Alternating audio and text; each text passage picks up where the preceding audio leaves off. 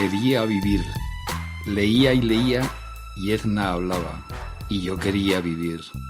Quería tener asuntos con condesas y enamorarme de una camarera y ser un gigoló y ser un líder político y ganar en Montecarlo y ser vagabundo en Londres y ser artista y ser elegante y ser harapiento.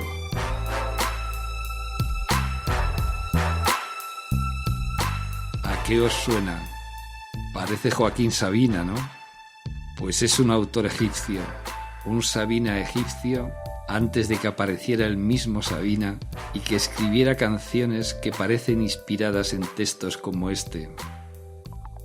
Es Wahid Ghali, en su novela Cerveza en el club de snooker, un autor egipcio que escribía en inglés, un eslabón perdido, un vividor y un suicida.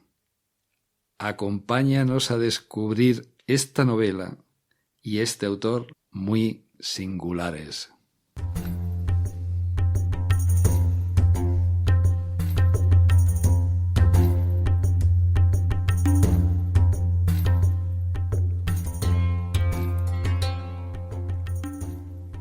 Una puerta al mundo, a otras vidas, un agua, un fuego, agua para los curiosos, fuego para los que no temen la aventura, el libro, y en este espacio Somos Cuentistas, te vamos a hablar de libros, nuestra memoria, nuestra imaginación.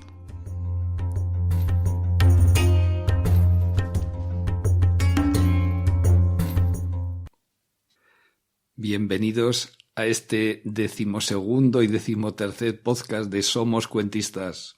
Soy Pablo Fernández y he unificado 2 podcasts en uno porque así le place a mi superstición y a mi vagancia. Vamos a comentar Cerveza en el club de snooker, una novela autobiográfica de otro autor maldito como Osamu Dazai, de otro autor suicida como el autor japonés, pero un tipo distinto de acercamiento a la autobiografía. En este caso es la novela de un vividor, aunque la atraviese un profundo desasosiego. La novela fue publicada en el Reino Unido en 1964 y el autor se suicidó en 1969 en Londres, en el piso de su editora y amiga amante Diana Azil, una editora y una persona verdaderamente sorprendente y extraordinaria, que daría para varias novelas. De hecho, ella ha escrito varios libros autobiográficos narrando su vida. Algunos de ellos han sido traducidos al español, como Antes de que esto acabe, Estet, Recuerdos de una editora y Fingimiento. Diana Azil escribió también un libro sobre su experiencia o sobre su relación con Wahid Ghali, After a Funeral, que, según creo, no ha sido traducido al español. Diana Azil acaba de cumplir 100 años y vive en una residencia en Inglaterra y todavía se plantea seguir escribiendo y seguir viviendo. Bueno, vamos con nuestra novela. La publicó la editorial Sajalín en español en el 2012, traducida por Guido Sender Montes. Vamos a escuchar a Dani Osco, el editor de Sajalín, hablando del autor.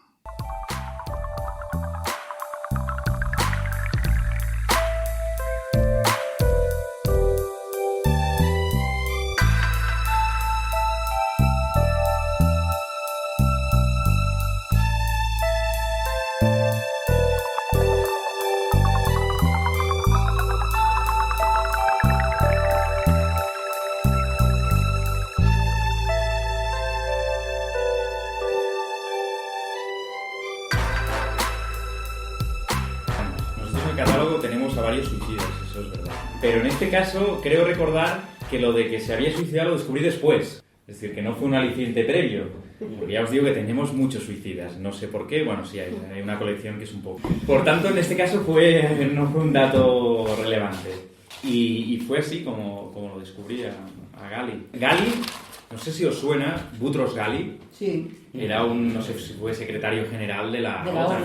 Pues era familia de Bagui Ghali, era familia suya. Esto no lo sabía. Él como Ram era eso, de una familia rica, pero él, su madre, ellos no eran ricos. Y la fotografía es verdad que es estupenda, porque es que es Ram un poco, esa sonrisa, y es la única que hay de Ghali. O sea, en internet no hay más. Yo es la única fotografía que he visto de Ghali. Hablabas de la narrativa autobiográfica.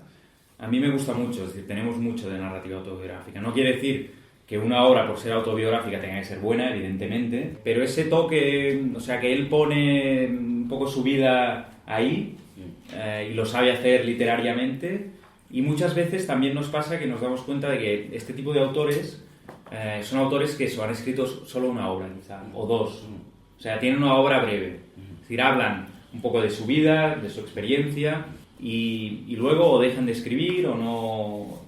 Y tenemos varios de estos que se llaman en Estados Unidos el One Hit Wonder, ¿no? Que solo escribieron un libro, y es así. Ghali, en su caso, escribió este libro cuando estaba en Alemania, trabajando en una fábrica, lo escribió en inglés, y dejó una novela inacabada, eso sí, una novela inacabada, que hay algunos capítulos, parece ser, y unos diarios, tenía unos cuadernos, y ahora que he releído la novela, he buscado algo de información y he visto, porque lo de los diarios lo sabía, que se han publicado 2 volúmenes de los diarios de Ghali. Y si me permitís, después os leeré la última entrada del diario. La escribe justo antes de matarse, e incluso el último trozo es después de tomarse las 26 pastillas para dormir que... Hombre, a mí que lo leas después, si no te permitimos, a mí me ha despertado una curiosidad. No, la verdad es que lo he mirado, cuando lo he mirado lo he visto hay unos PDFs, claro, es manuscrito, y no se entendía nada, porque claro, la letra es de aquella manera y tal, sí, estaba borracho, y no entendía nada, pero luego he visto en Google Books, he visto estos volúmenes, y en una reedición de la novela en inglés, hay una introducción de un escritor que se llama Pankaj Mishra, o algo así, y reproducía en inglés en tipografía de libros, ¿no? Y entonces yo lo he traducido, pero me ha impactado un poco leerlo y sí, si os parece, os lo veré. Esto es del día 26 de diciembre, el Boxing Day del 69, que es el día que se suicidó. Y dice: voy a matarme esta noche, ha llegado el momento. Estoy, por supuesto, borracho. Pero es que sobrio hubiera sido muy, muy, muy difícil. Reconozco la escritura ebria. Pero ¿qué otra cosa podría hacer, queridos míos? Realmente nada. Nada. Entonces es cuando se toma las pastillas. Y el momento más dramático de mi vida, el único auténtico, es una terrible decepción. Ya he engullido mi muerte. Podría vomitarla si quisiera. Francamente, no quiero. Es un placer. No hago esto con tristeza o infelicidad. Al contrario, lo hago alegre y en paz. Un estado de ánimo y una palabra que siempre he amado. Sereno. Mayúsculo. Sereno.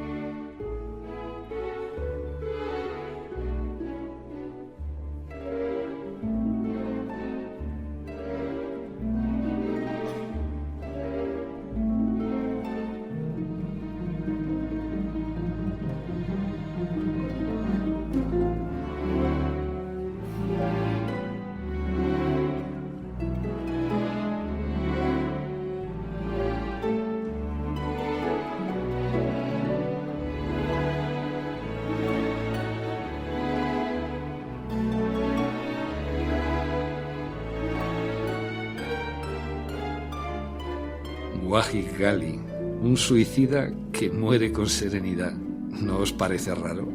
A mí desde luego me lo parece. Un escritor egipcio de cultura inglesa, y de hecho escribe y publica su primera y única novela, esta que estamos comentando, en inglés. Es un autor situado entre los grandes de la novela y de la literatura egipcia, los fundadores verdaderamente de la literatura egipcia, en especial de Naguib Mahfouz, premio Nobel y un autor muy prolífico, y los actuales autores egipcios, en especial Alaa al-Aswani, autor del Edificio Jacobian y de otras novelas que han tenido mucho éxito en el mundo árabe y han sido traducidas y publicadas en España también con un relativo éxito. Como digo, es un autor puente. Ghali nos acerca a la sociedad egipcia de finales de los 50 y primeros años 60. En España ha sido publicado, como digo, por Sajalín, yo creo que con un éxito muy relativo, con poco éxito. En cambio, en el mundo anglosajón, en Inglaterra y en Estados Unidos, sobre todo en Inglaterra, sí ha sido valorada su obra y ha sido criticada favorablemente, ha recibido críticas positivas, y su novela ha sido reeditada en diferentes ocasiones.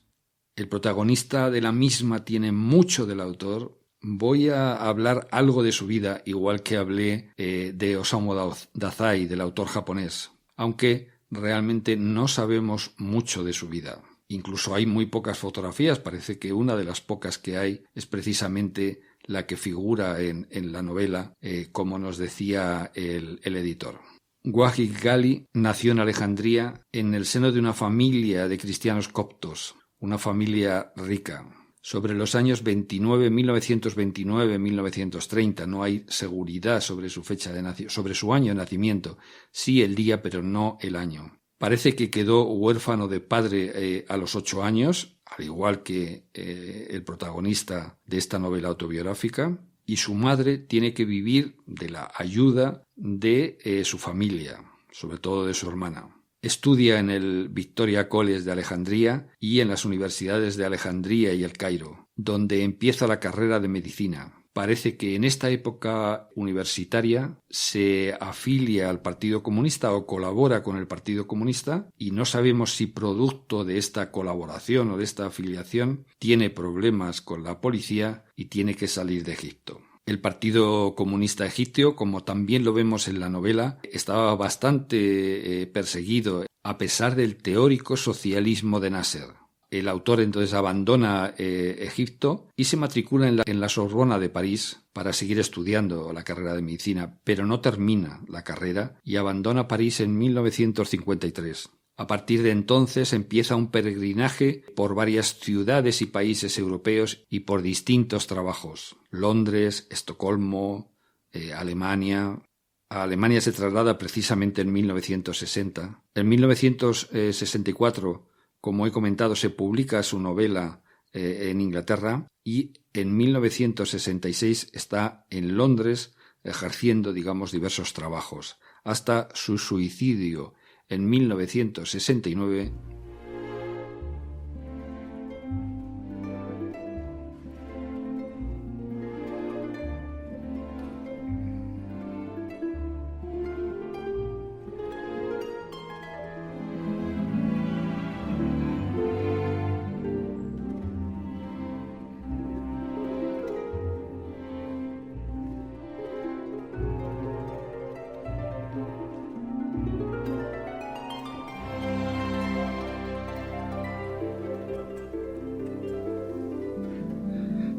Cerveza en el club de snooker.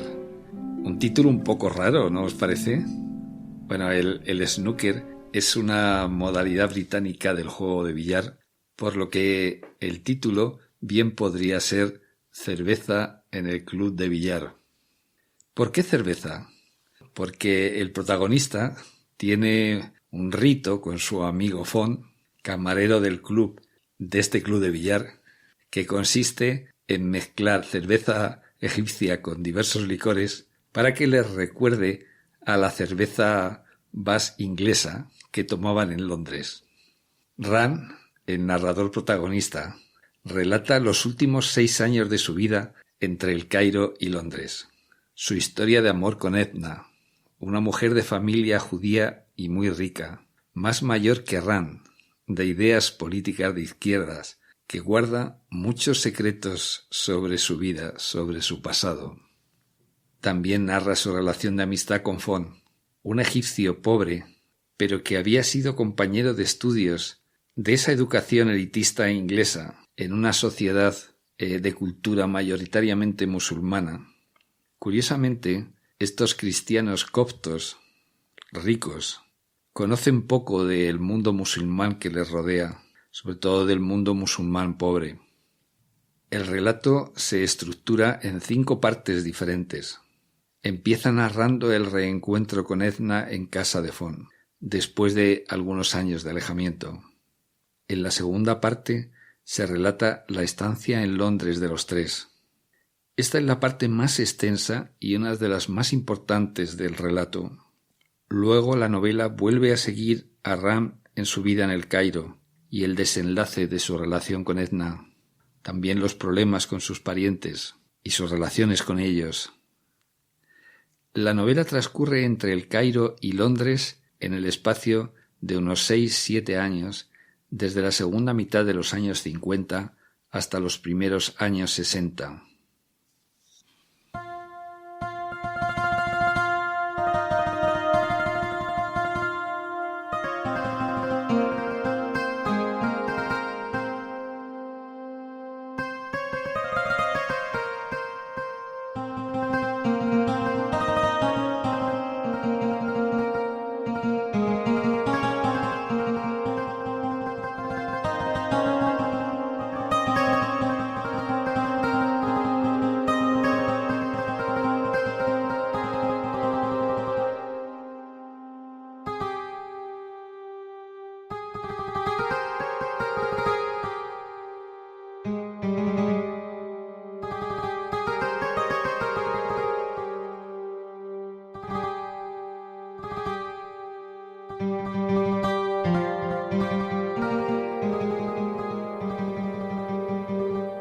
¿Cómo aborda la autobiografía esta novela? En primer lugar, hay un tono especial, un tono propio, que mezcla la sinceridad con el descaro, con la ironía y con el cinismo. Hay un realismo casi naturalista en sus descripciones y sobre todo en sus diálogos, en sus numerosos diálogos. No hay una visión en apariencia pesimista de la vida ni desconexión emocional, como sucedía en el caso de Indigno de ser humano del autor japonés. Al contrario, hay un hedonismo, aunque este hedonismo está atravesado por un profundo malestar existencial. Este hedonismo es un hedonismo cínico que puede provocar rechazo en algunos lectores o lectoras y en cambio a otros puede atraernos. El relato tiene un aire de espontaneidad, de divagación mental, de confusión vital. Aspecto que Ronaldo señalaba en sus comentarios al libro de Osamu Dazai como un valor literario a la hora de abordar la autobiografía. Escuchemos a Ronaldo hablar de la franqueza en la novela y de lo que suele funcionar en los relatos autobiográficos.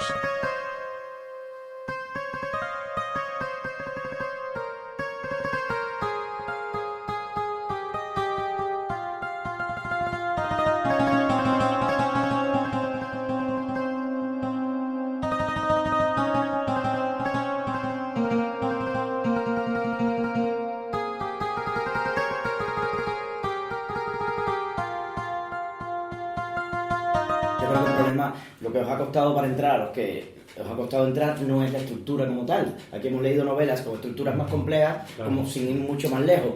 Pues la de Lara, o la de o el Hada Sangre Azul de Darío, ¿no? O sea, la estructura, en términos estructurales, el Hada Sangre Azul es una estructura mucho más compleja, más genera más, es más laberíntica. Es más laberíntica. Esta estructura no es una estructura para nada laberíntica.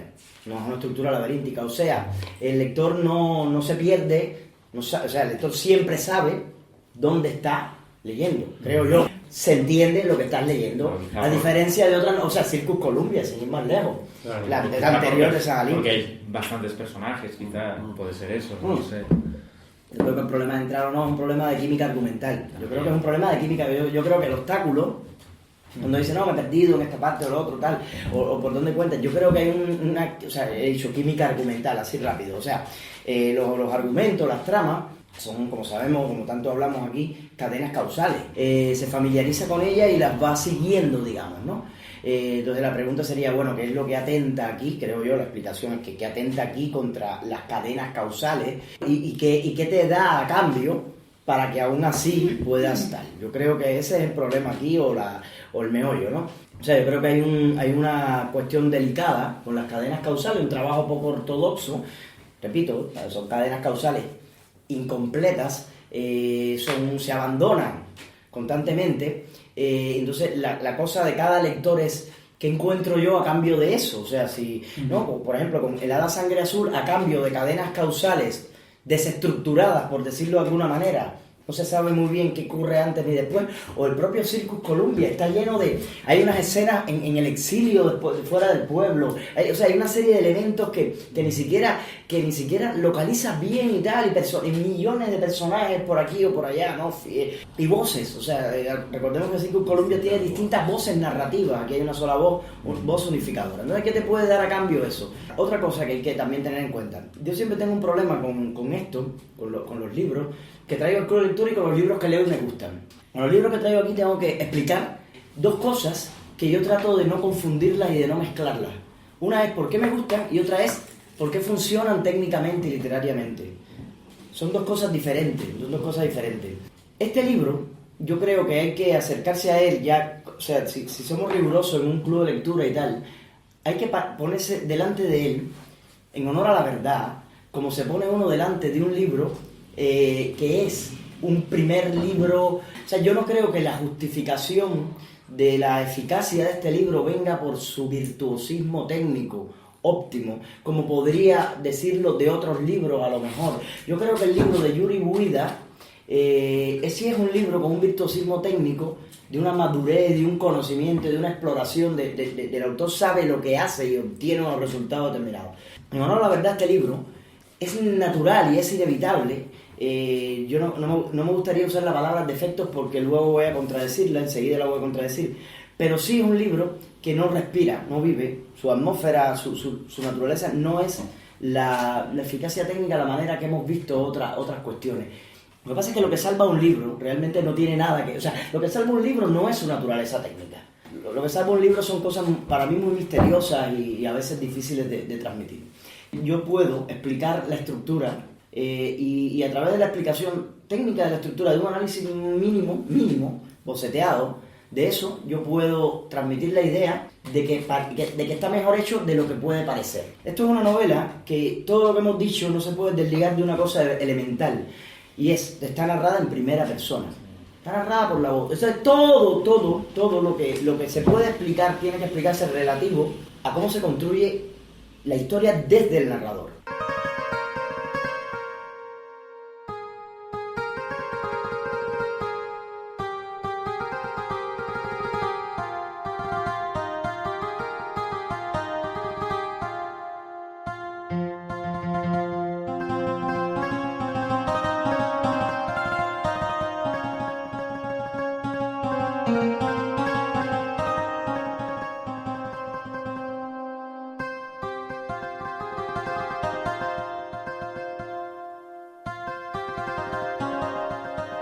La novela está escrita naturalmente en primera persona. Y desde el punto de vista temporal, hay un gran salto hacia atrás en la segunda parte, además de los pequeños saltos temporales que acompañan las diferentes partes o las otras partes del relato. Elemento esencial de la novela, por lo menos para mí, son los diálogos, tan realistas que parecen tomados de diarios, ¿no? Y que luego fueran elaborados para la novela. En Londres, en esa segunda parte, en los diálogos con ingleses, el traductor trata de reproducir el acento y la forma de hablar de la clase baja inglesa, lo cual da como un toque más en este sentido de realismo, de naturalismo. En general, en esta novela no hay especiales complicaciones técnicas, como comenta Ronaldo. De ahí la importancia de la voz narrativa, del tono narrativo de la misma.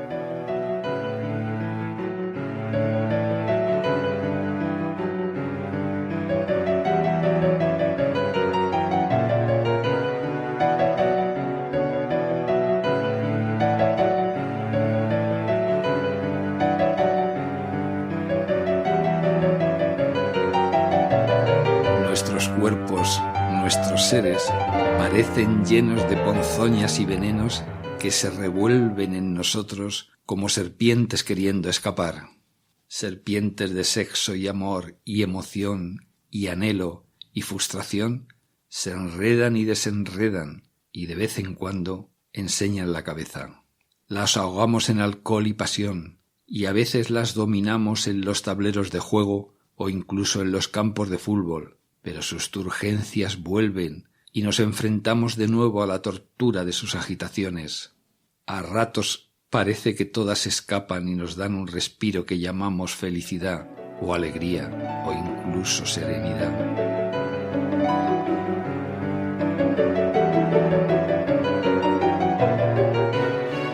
Cerveza en el club de snooker trata de las serpientes emocionales que se revuelven en nosotros, de nuestros malestares y nuestros anhelos y nuestras decepciones.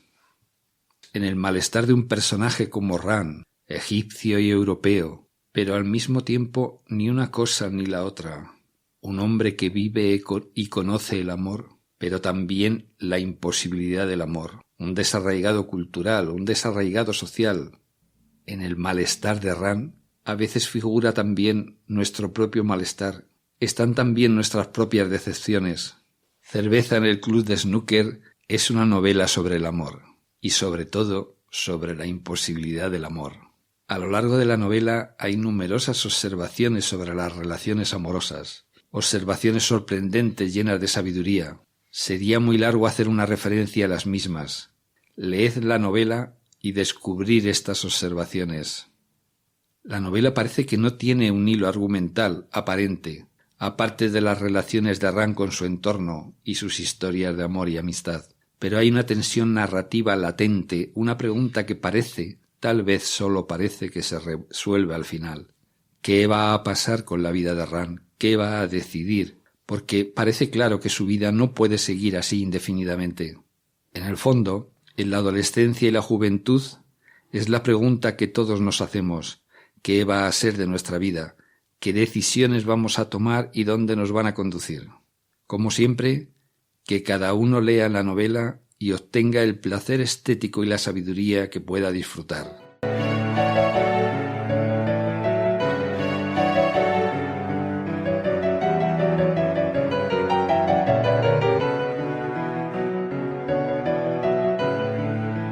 Lo que ocurre en la práctica es que para el lector los hilos argumentales terminan siendo como flecos sueltos, como flecos, como hilachas, que luego en su conjunto, y es por eso que yo los justifico y por eso en su conjunto, detrás de eso, para mí, que no tiene que ser para los demás, para mí sí hay un soporte muy sólido. O sea, hay un discurso sobre 2 o 3 temas fundamentales. Todo está en función de esos temas. O sea, para mí hay un soporte sobre el colonialismo, la europeización no solo ya de una cultura, ni mucho menos también, pero no, sobre todo el tema existencial ligado a la identidad cultural que puedes tener con respecto a tu propio país o no, según tratado desde diferentes anécdotas, incluso diferentes contextos. Hay todo. Entonces, ese tema de cómo resuelves tu identidad y tu cuestión existencial como individuo con respecto a contextos tan colonizados, me parece un temazo.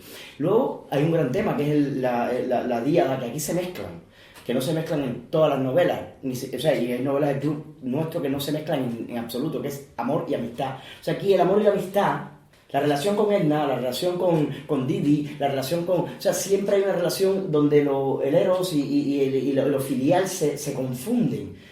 Fon y él son 2 gente que son como hermanos, pero no son hermanos, y la madre... o sea, hay unas cosas muy curiosas ahí de temas de fondo. Yo creo que hay una serie de temas, 2 o 3, que le dan unidad a todo esto.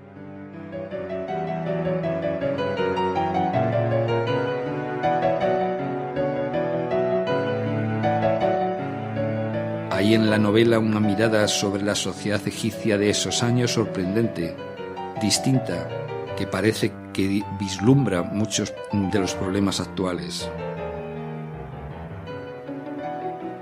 Gracias por acompañarnos en este viaje literario. Volveremos.